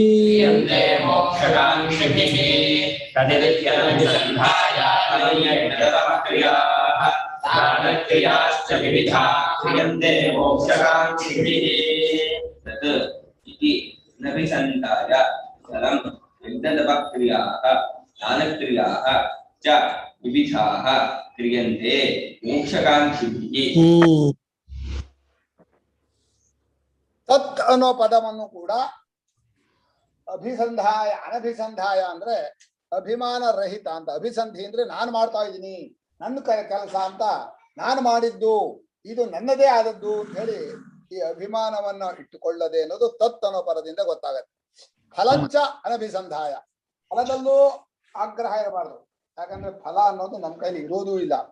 ಫಲ ನಮ್ಮ ಕೈಲಿ ಇರೋ ಅನ್ನೋದು ಅಷ್ಟೇ, ಲೌಕಿಕ ದೃಷ್ಟಿಯಲ್ಲೂ ಅಷ್ಟೇ. ಕರ್ಮ ಮಾಡೋದು ನಮ್ದೇ ಹೊರತು ಫಲವಾಗೋದು ಬಹಳ ಕಷ್ಟ. ಎಲ್ಲಿವರೆಗೆ ಅಂದ್ರೆ ಒಂದು ಅಡಿಗೆ ಮಾಡೋ ಕೆಲಸಲ್ಲೂ ಅಡಿಗೆ ರುಚಿಯಾಗಬೇಕು ಅಂತಿಲ್ಲ, ಅಡಿಗೆ ರುಚಿಯಾಗಿದ್ರು ಎಲ್ರಿಗೂ ರುಚಿ ಆಗತ್ತೆ ಅಂತಿಲ್ಲ. ಆ ಊಟ ಮಾಡೋ ಮನಸ್ಸು, ಅವನ ಹಸಿವು, ಆ ಅಡಿಗೆ ರುಚಿ, ಆ ಬಡಿಸೋರು ಎಲ್ಲಾ ಸೇರಿ ಆ ಫಲ ಅನ್ನೋದು ಕಾಣುತ್ತೆ. ಆದ್ರಿಂದ ಫಲ ಅನ್ನೋದು ತಾನಾಗೇ ಆಗೋದೇ ಹೊರತು ಮನುಷ್ಯನ ಪ್ರಯತ್ನದಿಂದ ಫಲ ಅನ್ನೋದು ನಿಷ್ಪತ್ತಿ ಆಗೋಲ್ಲ. ಕರ್ಮ ಮಾಡಿರೋ ಫಲ ಆಗೇ ಆಗತ್ತೆ, ಆದ್ರೆ ಇವನು ಹೇಳಿದ ಹಾಗೆ ಇವನು ಇಷ್ಟ ಹಾಗೆ ಅದೇ ಫಲ ಆಗತ್ತೆ ಅನ್ನೋದು ಕಾಣೋದಿಲ್ಲ. ಆದ್ರೆ ಫಲ ನಮ್ಮ ಕೈಲಿ ಇಲ್ಲ ಅನ್ನೋದು ಪ್ರಪಂಚದಲ್ಲಿ ಕಾಣುತ್ತೆ. ನಮ್ಮಲ್ಲಿ ಗಂಡು ಮಕ್ಕಳಾಗೋಗ್ಬೇಕು ಅಂತ ಬಹಳ ಪ್ರಯತ್ನ ಮಾಡ್ತಾರೆ, ಗಂಡು ಮಕ್ಕಳು ಆಗೋದೇ ಇಲ್ಲ. ಇನ್ನು ಇಲ್ಲ ಹೆಣ್ಮಕ್ಳಾಗಬೇಕು ಅಂದ್ರೆ ಅದು ನಮ್ಮ ಕೈಲಿ ಇಲ್ಲ. ಯಾವುದೇ ಪ್ರಯತ್ನದಲ್ಲೂ ಪರಮಾತ್ಮ ಒಂದ್ ನಿಶ್ಚಯ ಮಾಡ್ಬಿಟ್ಟಿಯಾನೆ, ಕರ್ಮ ನಿಂದು ಫಲ ನಂದು ಅಂತ ಹಂಚಿಬಿಟ್ಟಿಯಾನೆ. ಮಳೆ ಬರುತ್ತೆ ಅಂದ್ರೆ ಒಳ್ಳೆ ಬೆಳೆನೋ ಕೆಟ್ಟ ಬೆಳೆನೋ ಕೇಳ್ಬೇಡಿ. ಕೆಲವರಿಗೆ ಒಳ್ಳೆ ಬೆಳೆ, ಕೆಲವರಿಗೆ ಕೆಟ್ಟ ಬೆಳೆ. ಆಯ್ತು, ಒಳ್ಳೆ ಬೆಳೆ ಬಂದ್ಮೇಲೆ ಒಳ್ಳೆ ದುಡ್ಡು ಬರುತ್ತೋ ಅದು ಗೊತ್ತಾಗಲ್ಲ. ಆ ದುಡ್ಡು ಬಂದ್ರೆ ಅದು ಸುಖಕ್ಕೆ ಆಗತ್ತೋ ಇಲ್ವೋ ಅದು ಗೊತ್ತಾಗಲ್ಲ. ಒಟ್ಟು ಎಲ್ಲಾ ಫಲಗಳು ಕೂಡ ಪರಮಾತ್ಮನ ಕೈಯಲ್ಲಿದೆ. ಅದು ನೀವು ಲೌಕಿಕ ಫಲವಾದ್ರೆ ನಿಮ್ ಪುಣ್ಯ ಖರ್ಚಾಗಿ ಕೊಡ್ತಾನೆ. ಸಾಧನದಾದ್ರೆ ಒಳ್ಳೆ ಸದ್ಗುರುಗಳ ಸನ್ನಿಧಿಯಲ್ಲಿ ಆ ಫಲ ತಾನಾಗಿ ಮುಂದೆ ಬೆಳೀತಾ ಹೋಗುತ್ತೆ. ಬ್ರಹ್ಮಜ್ಞಾನದ ಫಲವಾದ ಅದು ಆನಂದ ಮುಗಿದೇ ಇರೋದು. ಹೀಗೆ ಫಲ ಅನ್ನೋದು ಸುಖ ಅನ್ನೋ ಶಬ್ದದಲ್ಲಿ ಯಾವುದು ಫಲ? ಫಲ ನೀವು ಬಹಳ ಚೆನ್ನಾಗಿದ್ದೀರಿ ಜನ ಹೇಳಿದ್ರೆ ನಿಮ್ಗೆ ಸಂತೋಷವು, ನಿಮ್ಮ ಅನುಭವದಲ್ಲೇ ನೀವು ಚೆನ್ನಾಗಿರ್ಬೇಕು. ನಮ್ಮ ಅನುಭವದಲ್ಲಿ ತಾನೇ ನಾವು ಚೆನ್ನಾಗಿರ್ಬೇಕು. ಅವ್ರಿಗೇನ್ರೆ ಬೇಕಾದ ಹಗ್ಗಿದೆ ಅಂದ್ರೆ ನನಗ್ ಗೊತ್ತು ನನಗೇನಿರ್ಬೇಕು, ಏನಿರ್ಬಾರ್ದು, ಹೇಗಿರ್ಬೇಕು ಅಂತ. ಆದ್ರೆ ಜನ ಹೇಳೋದ್ರಿಂದ ಫಲ ಆಗೋದಲ್ಲ, ಅಥವಾ ನಾವು ಅಂದುಕೊಂಡಂತೆ ಫಲ ಆಗೋದಿಲ್ಲ, ಅಥವಾ ಫಲ ಆಗೋದ್ರಿಂದ ಏನೋ ಒಂದು ಆಗತ್ತೆ ಅಂತೂ ಇಲ್ಲ. ಅದನ್ನ ಫಲದ ಬಗ್ಗೆ ಮಾತ್ರ ಅಭಿಸಂಧಾನ. ಹಠ ಬೇಡ, ಆಗ್ರಹ ಬೇಡ, ಅಭಿನಿವೇಶ ಬೇಡ. ಕರ್ಮದಲ್ಲೂ ಅಭಿನಿವೇಶ ಬೇಡ. ಅದನ್ನ ಯಜ್ಞ, ದಾನ, ತಪಸ್ಸುಗಳನ್ನ ನಾವು ಫಲಾಸಕ್ತಿ ಇಲ್ಲದೆ, ಅಭಿಮಾನವಿಲ್ಲದೆ ಮಾಡಬೇಕು. ಇಲ್ಲಿ ಕೇಳಿದ್ರೆ ನನ್ನ ದೃಷ್ಟಿಯಲ್ಲಿ ಪರಮಾತ್ಮನಲ್ಲಿ ತುಂಬಾ ಪ್ರೇಮ ಇದ್ರೆ ಪ್ರೇಮದ ಅಭಿವ್ಯಕ್ತಿಯಾಗಿ ಮಾಡಿ. ನಾವು ಯಾರನ್ನು ತುಂಬಾ ಇಷ್ಟಪಡ್ತೀವೋ ಅವನಿಗಾಗಿ ಕೆಲಸ ಮಾಡೋದು ಲೋಕದಲ್ಲಿ ಕಂಡಿದೆ. ಆ ಕೆಲಸ ಮಾಡೋದೇ ಪ್ರೇಮದ ಅಭಿವ್ಯಕ್ತಿ. ಅದಕ್ಕೆ ಮತ್ತೊಂದು ಫಲ ಇಲ್ಲಪ್ಪ. ತುಂಬಾ ಬಹಳ ಇಷ್ಟವಾದವರ ಕೆಲಸ ಮಾಡುವಾಗ ಅವನಿಗೆ ಪಾರತಂತ್ರ್ಯವೂ ಇಲ್ಲ, ಯಾಕಂದ್ರೆ ಇಷ್ಟಾನೇ ಅದು. ಏನ್ರಿ ಹೀಗ್ ಮಾಡ್ತಿರಲ್ಲ ಅಂದ್ರೆ ನನ್ ಇಷ್ಟ ಕಣಪ್ಪ ಅದು ಅಂತಂದ್ಮೇಲೆ ಪರತಂತ್ರತೆಯೂ ಬರೋದಿಲ್ಲ. ಹೀಗೆ ಪರಮಾತ್ಮನ ಪ್ರೇಮಕ್ಕೋಸ್ಕರ ಮಾಡೋದು. ನಾವು ಪರಮಾತ್ಮನ ಅಧೀನ ಹೇಳ್ಕೋಬೇಕಾಗಿಲ್ಲ. ಅದು ಅಭಿವ್ಯಕ್ತಿಯಲ್ಲಿ ಎಷ್ಟು ಹೇಗತ್ತೋ ಅಷ್ಟು, ಎಷ್ಟು ಸಾಧ್ಯವೋ ಅಷ್ಟು ಅಚ್ಚುಕಟ್ಟಾಗಿ ಮಾಡ್ಬೇಕು. ಆಯ್ತು ಹೋಯ್ತು ಅಂತ ಮಾಡಬಾರ್ದು. ಹಾಗೆ ಮಾಡುವಾಗ ಮಾಡಿದ ಕರ್ಮ ನಾನ್ ಮಾಡಿದೀನಿ ಅಂತಾಗ್ಲಿ, ಫಲ ನನಗ್ ಬರಬೇಕು ಅಂತಾಗ್ಲಿ ಆಗಬಾರ್ದು ಅನ್ನೋಕ್ಕೋಸ್ಕರ ತತ್ ಅಂತ ಅಲ್ಲಲ್ಲೇ ನೆನಪಿಟ್ಕೊಳ್ಳಿ. ಅದು ಪರಮಾತ್ಮಂದೋ, ಅದು ಪರಮಾತ್ಮನಿಗೆ ಸೇರಿರೋದು, ಅವನ ಫಲ ಅಂತ ಹೇಳಿ ತತ್ ಎಂದು ಭಾಷ್ಯ ಓದಿದ್ರ? ಓ ಭಾಷ್ಯನ ಓದಿ ಆಯ್ತಾ? ಹೇಳಿ ತದಿತ್ಯನಭಿಸಂಧಾಯ ಓದುವಲ್ಲ. ತದಿತಿ ಬ್ರಹ್ಮಾಭಿಧಾನಂ ಸಮುಚ್ಚಾರ್ಯ ಅನಭಿಸಂಧಾಯ ಚ ಯಜ್ಞಾದಿಕರ್ಮಣ ಫಲಂ ಯಜ್ಞತಪಕ್ರಿಯಾಃ ಯಜ್ಞಕ್ರಿಯಾಶ್ಚ ತಪಕ್ರಿಯಾಶ್ಚ ಯಜ್ಞತಪಕ್ರಿಯಾಃ ದಾನಕ್ರಿಯಾಶ್ಚ ವಿವಿಧಾಃ ಕ್ಷೇತ್ರ ಹಿರಣ್ಯ ಪ್ರದಾನಾದಿ ಲಕ್ಷಣಾಃ ಕ್ರಿಯಂತೆ ನಿರ್ವರ್ತ್ಯಂತೆ ಮೋಕ್ಷಕಾಂಕ್ಷಿಭಿಃ ಮೋಕ್ಷಾರ್ಥಿಭಿಃ ಮುಮುಕ್ಷುಭಿಃ. ಓದಿಲ್ಲ ಇದನ್ನ? ಓದಿದೀನಿ ಬಿಡಿದೀನಿ. ಓದಿದ್ದು ಹೌದಾ? ಸರಿ, ಅರ್ಥ ಹೇಳಿ. ಸರಿ, ಅರ್ಥ ಹೇಳಿ. ಅನ್ನೋದು ಪರಮಾತ್ಮನ ಅವಂದು ನಾವು ಮಾಡ್ತಾ ಇರೋದು ಅವರದ್ದು ಸ್ವಾಮಿ, ಫಲ ಅವರದ್ದು ಅಂತ ಹೇಳಿದ ಹಾಗೆ ತತ್ ಅಂತ ಇರ್ಬೇಕಂತೆ. ಆ ತತ್ ಅಂದ್ರೆ ಅದು ಬ್ರಹ್ಮದ ಹೆಸರು. ಅದನ್ನು ಹೇಳ್ತಾ ಯಜ್ಞದಾನ ಕರ್ಮಗಳ ಫಲವನ್ನ ಆಗ್ರಹ ಪಟ್ಕೊಳ್ಳದೆ ಕ್ರಿಯೆಯಲ್ಲೂ ಅಭಿಮಾನ ಪಟ್ಕೊಳ್ಳದೆ ಯಜ್ಞ ತಪಃ ಕ್ರಿಯಾ ಯಜ್ಞಕ್ರಿಯಾ ತಪಃ ಕ್ರಿಯಾಶ್ಚ ಯಜ್ಞ ತಪಃ ಕ್ರಿಯಾ ದಾನ ಕ್ರಿಯಾಶ್ಚ ಅಂದ್ರು. ಯಜ್ಞಾದಾನ ತಪಸ್ಸು, ಯಜ್ಞಾದಾನ ತಪಸ್ಸು ಅನ್ನೋದು ಗೃಹಸ್ಥರಿಗೆ ಬಹಳ ಪ್ರಧಾನವಾದದ್ದು. ಕಾರಣ ಇಷ್ಟೇ, ಇದು ಮನುಷ್ಯನಿಗೆ ಯಜ್ಞಾದಿಗಳು ಇಲ್ಲದೆ ಹೋದ್ರೆ ಲೋಕದ ವ್ಯವಸ್ಥೆಯೂ ಆಗಲ್ಲ, ಲೋಕಸ್ಥಿತಿಯೂ ಆಗಲ್ಲ, ಅವನ ಕುಟುಂಬವೂ ಉಳಿಯಲ್ಲ, ತಾನೂ ಉಳಿಯಲ್ಲ. ಆದ್ರಿಂದ ನಾಯಂ ಲೋಕೋಸ್ಯಯಜ್ಞಸ್ಯ ಅಂತ ಹೇಳಿದ್ರೆ ಏನಾದ್ರೂ ಒಂದು ಯಜ್ಞವನ್ನು ಇಟ್ಕೊಳ್ಳೇಬೇಕಾದ್ರೆ ಮುಂದೆ ಪ್ರಾಣಿಯಾಗಿ ಹುಟ್ಟುಬಿಡ್ತೀವಿ, ಮರವಾಗಿ ಹುಟ್ಟುಬಿಡ್ತೀವಿ. ಆದ್ರಿಂದ ಯಜ್ಞ ಅನ್ನೋದು ಇದ್ದೇ ಬೇಕು. ತಪಸ್ಸು ಅನ್ನೋದು ಅವಶ್ಯವಾಗಿ ಬೇಕು. ಎರಡು ವಿಧವಾದ ತಪಸ್ಸು, ದೇಹಾಭಿಮಾನವನ್ನು ಬಿಡುವಂತಹ, ದೇಹಕ್ಕೆ ಕಷ್ಟ ಕೊಡೋ ಕೃಚ್ಛ್ರ ಚಾಂದ್ರಾಯಣ ಉಪವಾಸಾದಿ ರೂಪವಾದ ತಪಸ್ಸು ಒಂದು, ಮನಸ್ಸನ್ನು ಇಂದ್ರಿಯಗಳನ್ನು ಏಕಾಗ್ರತೆ ಮಾಡುವಂತಹ ತಪಸ್ಸು ಒಂದು. ಹೀಗೆ ಸ್ವಾಧ್ಯಾಯ ರೂಪವಾದ ತಪಸ್ಸು, ಕೃಚ್ಛ ಚಾಂದ್ರಾಯಣ ತಪಸ್ಸು, ಅಥವಾ ಮನಸ್ಸನ್ನ ಅರ್ಥ ವಿಚಾರದಲ್ಲಿ ಏಕಾಗ್ರತೆ ಮಾಡೋ ತಪಸ್ಸು, ಈ ರೀತಿಯಾದ ತಪಸ್ಸನ್ನು, ಯಜ್ಞಗಳನ್ನು, ದಾನವನ್ನು ಮಾಡಬೇಕು ಅಂದ್ರು. ದಾನ ಅನ್ನೋದು ಸಂಪಾದನೆ ಮಾಡಬೇಕು ಅಂತ ಹೊರಟ್ರೆ ಚೆನ್ನಾಗಿ ದಾನ ಮಾಡಬೇಕು. ತಾನಾಗಿ ಇವನಿಗೆ ಬಂದದ್ದನ್ನು ದಾನ ಮಾಡಬೇಕು. ಆ ದಾನದಲ್ಲೂ ಹೆಚ್ಚು ಹೆಚ್ಚು ದಾನ ಮಾಡಿದ್ರೆ ಹೆಚ್ಚು ಪಾಪವನ್ನು ಕಳ್ಕೋತಾನೆ, ದೋಷವನ್ನೆಲ್ಲ ಹೋಗತ್ತೆ.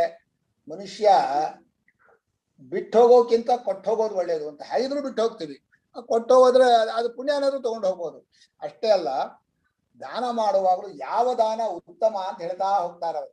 ಎಲ್ಲಕ್ಕಿಂತ ಹೆಚ್ಚಿನ ದಾನ ಅನ್ನದಾನ ಅಂತ. ಯಾಕೆಂದ್ರೆ ಬಾಕಿ ದಾನವೆಲ್ಲ ಎಷ್ಟು ಕೊಟ್ಟರು ಹೊರಗಿರತ್ತೆ. ಅನ್ನದಾನ ಅವನ ದೇಹದಲ್ಲಿ ಅವನೇ ಆಗ್ಬಿಡ್ತಾನೆ. ಆದ್ರೆ ಅನ್ನದಾನವು ಕ್ಷಣಿಕಾ ತೃಪ್ತಿ ಅಂತ, ಸ್ವಲ್ಪ ಹೊತ್ತು ತೃಪ್ತಿ ಆಗುತ್ತೆ, ಪುನಃ ಹಸಿವಾಗ್ಬಿಡುತ್ತೆ. ಆದ್ರೆ ವಿದ್ಯಾದಾನ, ಜ್ಞಾನದಾನ ಎಲ್ಲಕ್ಕಿಂತ ಶ್ರೇಷ್ಠ. ಜ್ಞಾನದಾನದಲ್ಲೂ ಬ್ರಹ್ಮಜ್ಞಾನ ದಾನ ಪರಮ. ಅದಕ್ಕೆ ಇವ್ರು ಹೇಳಿದ್ದು, ಈ ಜನಕ ಇಮೇ ವಿದೇಹಾ ಅಯಮಹಮಸ್ಮಿ ಸಹ ತವ ದಾಸ್ಯಾಯ. ಈ ವಿದೇಹ ಪ್ರಪಂಚ ಇಲ್ಲೋ, ಈ ರಾಜ್ಯ ನಾನು ಎಲ್ಲ ಸೇರಿ ನೀನ್ ಪಾದಕ್ಕೆ ಹಾಕೊಂಡಿದ್ದೀನಿ. ಬ್ರಹ್ಮಜ್ಞಾನವನ್ನು ಕೊಟ್ಟವನಿಗೆ ಏನು ಕೊಡಬೇಕು ಅಂತ ಕೇಳಿದ್ರೆ ಕೊಡ್ಕೊಳಕ್ ಏನು ನಾನು ಅನ್ನೋದೇ ಉಳಿಯೋಲ್ಲ. ಆದ್ರಿಂದ ಎಲ್ಲಕ್ಕಿಂತ ಹೆಚ್ಚಿನ ದಾನ ಬ್ರಹ್ಮಜ್ಞಾನ ದಾನ. ಅದಕ್ಕೆ ಇನ್ನು ಸಾಧನಗಳನ್ನ ಹೇಳೋರು, ಇನ್ ಬೇಕಾದಂತ ಅನ್ನದಾನಾದಿಗಳನ್ನು ಮಾಡೋರು, ಅನುಕೂಲ ಮಾಡೋರು, ಆ ಬ್ರಹ್ಮಜ್ಞಾನಿಗಳಿಗೆ ಕೊಡೋರು, ಈ ರೀತಿಯಾಗಿರ್ತಾರೆ. ಕ್ಷೇತ್ರ ಹಿರಣ್ಯ ಪ್ರದಾನಾದಿ ಲಕ್ಷಣ ಅದು. ಒಳ್ಳೆ ಭೂಮಿ ದಾನ ಮಾಡ್ತಾರೆ. ಹಿಂದೆ ಭೂಮಿ ದಾನ ಆಗ್ತಾ ಇತ್ತು. ಈ ಭೂಮಿ ರೇಟ್ ಹೆಚ್ಚಾಗಿರೋನೆ ಎಲ್ಲ ಭೂಮಿ ದಾನ ಪ್ರತಿನಿಧಿ ಬಿಡ್ತಾರೆ. ಪ್ರತಿನಿಧಿ ದಾನ. ಪ್ರತಿನಿಧಿ ಅಂದ್ರೆ ಸಾಕ್ಷಾತ್ ದಾನ ಅಲ್ಲ. ಗೋದಾನ ಅಂದ್ರೆ ಗೋ ಪ್ರತಿನಿಧಿ ದಾನ. ಹಿರಣ್ಯ ದಾನ ಅಂದ್ರೆ ಹಿರಣ್ಯ ಪ್ರತಿನಿಧಿ ದಾನ. ಭೂದಾನ ಅಂದ್ರೆ ಪಾಟಲ್ಲಿ ಮಣ್ಣಿಟ್ಬಿಟ್ಟು ಗಿಡ ಇಟ್ಬಿಟ್ಟು ಕೊಟ್ಬಿಡೋದು. ಮಣ್ಣು ತಗೊಂಡೋಗಿ ಮಣ್ಣು ಅಂತ, ಪಾಟಲ್ಲಿ ಮಣ್ಣು ಹಾಕೋಬೇಕಾ? ಪಾಟಲ್ಲಿ ಮಣ್ಣು ಹಾಕಿ ಕೊಟ್ಬಿಡೋದು. ತಂದೆ ಚಸ್ಕೋಬೇಕು ಆ ಮಣ್ಣ. ಅವನು ಎಲ್ಲಕ್ಕೂ ಅನುಕೂಲ ಸಿಂಧು. ಅದು ಇಟ್ಬಿಟ್ಟು ಒಂದು 4 ಒಂಚೂರು ಕ್ಯಾಶ್ 100 ಬರೀ ಅದೇನು ಬರ್ಬಾರಕ್ಕೆ ಅಷ್ಟೇ ಇಲ್ಲ ಕಣ. ತೀರ 300 ಉತ್ಪಾದನ ಮಾಡ್ತಾರೆ. ತ್ವದೀಯಂ ವಸ್ತು ಗೋವಿಂದ ತುಭ್ಯಮೇವ ಸಮರ್ಪಯೇ. ಬಹಳ ಒಳ್ಳೆ ಭಾವ. ನಿನ್ನದೇ ಆದ ವಸ್ತುವನ್ನ ನಿನಗೆ ಅರ್ಪಣೆ ಮಾಡ್ತಾ ಇದ್ದೀನಿ, ದಾನ ಮಾಡ್ತೀವಲ್ಲ, ಅದು ಬಹಳ ಶ್ರೇಷ್ಠವಾದಂತಹದ್ದು. ಈ ಎಲ್ಲವನ್ನೂ ಕೂಡ ತತ್ ತತ್ ಅನ್ನೋ ಶಬ್ದದಿಂದ ಮೋಕ್ಷವನ್ನು ಬಯಸುವ, ಮೋಕ್ಷ ಮಾರ್ಗವನ್ನು ಇಷ್ಟಪಡುವಂಥವರು ಹೀಗೆ ಮಾಡ್ತಾರೆ ಅಂತ ಪರಮಾತ್ಮ ಸಕಲ ಕರ್ಮಗಳ ರಹಸ್ಯವನ್ನ 3 ಪದಗಳಲ್ಲಿ ಹೇಳಬೇಕು. ಅನುಪಮ ಕೇಳ್ತಾರೆ, ಕೇಳಿ. ಓಮಗೂ ತತ್ಗೆ ಮತ್ತೆ ಓಂ ಅನ್ನೋದು ಈಶ್ವರ ಅರ್ಪಣ ಬುದ್ಧಿಯಿಂದ ಮಾಡೋದಕ್ಕೆ ಓಂ ಅಂತೀವಿ. ಮತ್ತೆ ತತ್ ಅನ್ನೋದು ಅದು ಪ್ರಸಾದ ಬುದ್ಧಿ ಅಂತಾರಲ್ಲ, ಆ ಇದ್ರ ಉದ್ದೇಶದಿಂದ ತತ್ ಅಂತೀವಿ. ಓಂ ತತ್ಸತ್ ಅಂತ ಕೊಟ್ಬಿಡ್ಬೇಕು. ಇವ್ರು ಇಲ್ಲಿ ಬೇರೆ ಬೇರೆಯಾಗಿ ಎಕ್ಸ್ಪ್ಲೈನ್ ಮಾಡ್ತಾ ಇದಾರಲ್ಲ, ಇಲ್ಲಿ ಒಂದೊಂದಲ್ಲೂ ಅಷ್ಟು ವಿಶೇಷ ಇದೆ ಅಂತ ತಿಳಿಸೋಕೋಸ ಎಕ್ಸ್ಪ್ಲೈನ್ ಮಾಡ್ತಿದ್ದಾರೆ ಅಷ್ಟೇ. 3 ಬ್ರಹ್ಮದ್ದೇ ಹೆಸರು. ಆದ್ರೆ ಭಾವ ಬೇರೆ ಇರ್ಬೇಕು ಅನ್ಕೋತಾ ಇದೀನಿ ನಾನು. ಅಂದ್ರೆ ಓಂ ಅಂದಾಗ ಭಾವ ಬೇರೆ, ತತ್ ಅಂದಾಗ ಭಾವ ಬೇರೆ, ಸತ್ ಅಂದಾಗ ಬೇರೆ ಅಂತ ಅನ್ನಿಸ್ತು ನನ್ಗೆ. ಕರೆಕ್ಟಾ ಇಲ್ಲ ಅಂತೀರಾ? ಭಾವ ಬೇರೆ. ಓಂ ಅನ್ನೋದು ವೇದಾಧ್ಯಯನ ಯಜ್ಞಾನುಷ್ಠಾನಗಳಲ್ಲಿ ಓಂ ಅಂತ ಹೇಳ್ತೀವಿ. ಇನ್ನು ಯಜ್ಞಾದಿ ತಪಸ್ಸು ಇವುಗಳಲ್ಲಿ ತತ್ ಅಂತ ಹೇಳ್ತೀವಿ. ಅದು ಅವಂದು ಅಂತ. ವಸ್ತುವನ್ನು ಇಟ್ಕೊಂಡ್ರೆ ಅವಂದೇ ವಸ್ತು, ಅವಂದೇ ಕರ್ಮ, ಅವಂದೇ ಎಲ್ಲ ತಪಸ್ಸು, ಅವಂದೇ ತತ್ ತತ್ ಅಂತ. ಇನ್ನು ಸತ್ ಅಂತ ಹೇಳಬೇಕು. ಅದನ್ನು ಮುಂದಿನ ಶ್ಲೋಕದಲ್ಲಿ ಹೇಳ್ತಾರೆ. ಓಂ ತತ್ ಶಬ್ದ ಟೈಮ್ ಆಯ್ತು. ಸಮಯ ಆಯ್ತು. ಹೌದಾ? ಭಾವ ಇಲ್ಲ. ಓಂ ತತ್ಸತ್ 3 ಬ್ರಹ್ಮದ್ದೇ ನಿರ್ದೇಶ, ಬ್ರಹ್ಮವನ್ನೇ ಹೇಳುವಾಗ ಯಾವ ಒಂದು ಪದ ಓಂ ತತ್ಸತ್ ಅಂತ ಹೇಳಿ ಸುವರ್ಣದಾನ, ಗೋದಾನ, ಭೂದಾನ, ವಸ್ತ್ರದಾನ, ಧಾನ್ಯ 3 ಪದವನ್ನು ಹೇಳ್ಬಿಟ್ಟು ಕೊಡ್ಬೇಕು. 3 ಪದವನ್ನು ಹೇಳ್ಬಿಟ್ಟು ಆ ಸ್ವಾಧ್ಯಾಯ ಶುರು ಮಾಡ್ಬೇಕು. 3 ಪದವನ್ನು ಉಚ್ಚಾರ ಮಾಡಿ ಯಜ್ಞ ಮಾಡ್ಬೇಕು ಅಂತ ಒಂದೊಂದೇ ಹೇಳೋದಲ್ಲ, ಒಂದೊಂದು ಬ್ರಹ್ಮನ ನಿರ್ದೇಶವಾದ್ರಿಂದ 3 ಸೇರಿಸ್ಬಿಟ್ಟು ಯಜ್ಞ ದಾನ ತಪಸ್ಸು ಕ್ರಿಯೆ ಮಾಡಿದ್ರೆ ಅದು ವೀರ್ಯೋತ್ತರವಾಗತ್ತೆ ಅಂತ ಭಾವ. 3 ಒಂದಾದ್ರೂ ಆಗತ್ತೆ. ಯಾಕಂದ್ರೆ ಈಗ ಶ್ರೀ ಗುರುಭ್ಯೋ ನಮಃ ಹರಿ ಓಂ ತತ್ಸತ್ ಅನ್ನಲ್ಲ, ಹರಿ ಓಂ ಅಷ್ಟೇ. ಅದ ಕೊನೆಗೆ ಓಂ ತತ್ಸತ್ ಶ್ರೀಕೃಷ್ಣಾರ್ಪಣಮಸ್ತು. ಅದು ಕೊನೆಯಲ್ಲೇ ಓಂ ತತ್ಸತ್. ಅದೇ ಶಬ್ದ ಪ್ರವೃತ್ತಿ ನಿಮಿತ್ತ ಬೇರೆ ಬೇರೆ ಇದೆ, ಆ ತಾತ್ಪರ್ಯ ಒಂದೇ. ತತ್ಶಬ್ದ ನಿಮಿತ್ತ ಬೇರೆ, ಭಾವ ಬೇರೆ ಅಂತ ಹೇಳಿ